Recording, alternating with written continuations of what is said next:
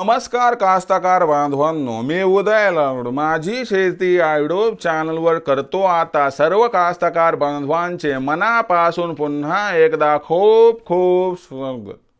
कास्तकार बांधवांनो, thumbnail पाहितलं, title वाचलं हो मित्रांनो, सामान्य कास्तकार बांधवांसाठी सध्याच्या कंडिशनची सगळ्यात महत्त्वाची अपडेट की आता जागतिक सोयाबीन बाजारात या ठिकाणी येत आहे पुन्हा तेजी.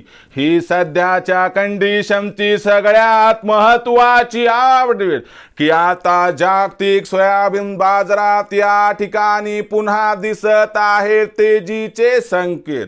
पण असं काय घडलंय की ज्याच्यामुळे आता जागतिक सोयाबीन बाजारात दिसायला लागली या ठिकाणी पुन्हा तेजी?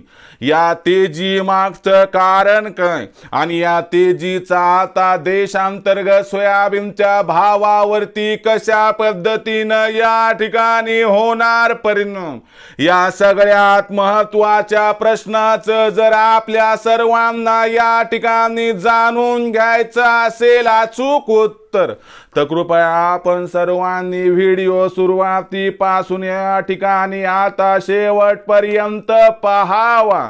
व्हिडिओ शेवटपर्यंत पाहत असताना आपल्या सर्वांना व्हिडिओ मनापासून आवडला तर जरूर व्हिडिओला लाईक करा. जास्तीत जास्त कास्तकार बांधवांपर्यंत व्हिडिओ पाठविण्यासाठी जरूर या व्हिडिओला इथं एकदा शेअर करा. सबस्क्राईब करून जरूर नोटिफिकेशन बेल ऑल करा. याच्यामुळे येणारा प्रत्येक व्हिडिओ हा आपल्या सर्वांना या ठिकाणी सतत मिळत राहतो. बघा कास्तकार बांधवांनो, सध्याच्या कंडिशनची सगळ्यात महत्त्वाची अपडेट की आता जागतिक सोयाबीन बाजारात दिसायला लागली या ठिकाणी पुन्हा तेजी.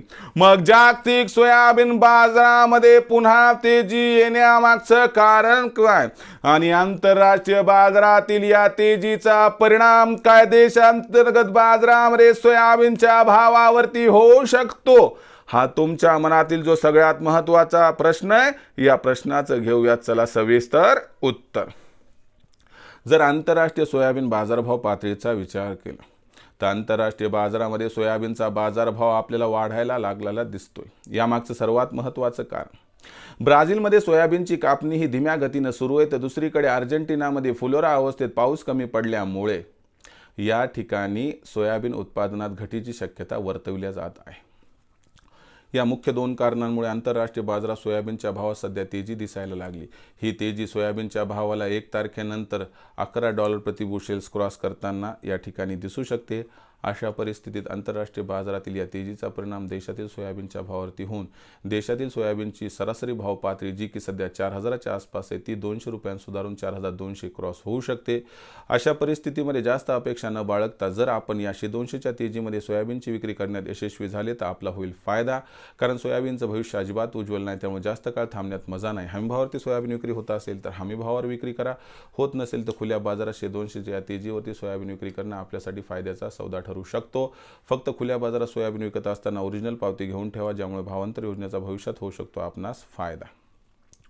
भविष्यात देशातील बाजारात सोयाबीनचा भाव हा कसा राहणार याबद्दल अधिक वाचूक माहिती प्राप्त करण्यासाठी पाहत राहा आवडते यूट्यूब चॅनल माझी शेती. व्हिडिओ आवडला असेल लाईक करा, कास्तकार बांधवापर्यंत पाठवण्यासाठी शेअर करा, सबस्क्राईब करून नोटिफिकेशन बेल ऑल करा. याच्यामुळे येणार प्रत्येक व्हिडिओ आपल्याला सतत मिळत राहतो.